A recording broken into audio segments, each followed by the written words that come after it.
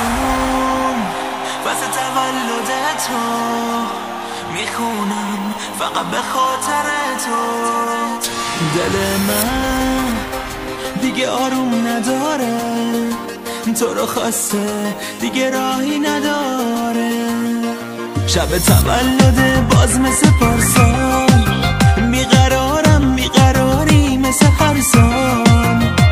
هزارون گل سرخ یه به تو یار، آسمون ستاره بارون شده این بار. تو شبای سرد و پرگلایه دلم میخواد بشه ابر بهاره، بباره تا سحر مثال اشکام، تا بگه تنها نذارم دیگه ایام. تو این دقیقه ها و لحظه ها همه میدونن برای تو گل عشقو میارن، به تو میگن شدی عروس گل ها، تولدت مبارک گل زیبا.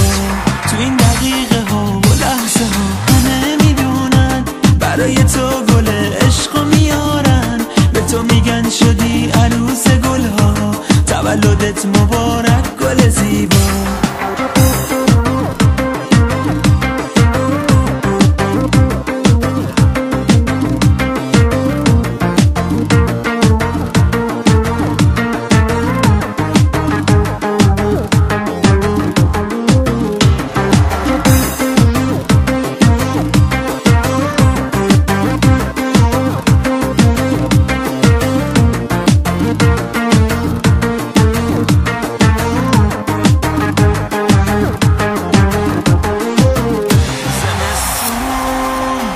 واسه تولد تو میخونم فقط به خاطر تو.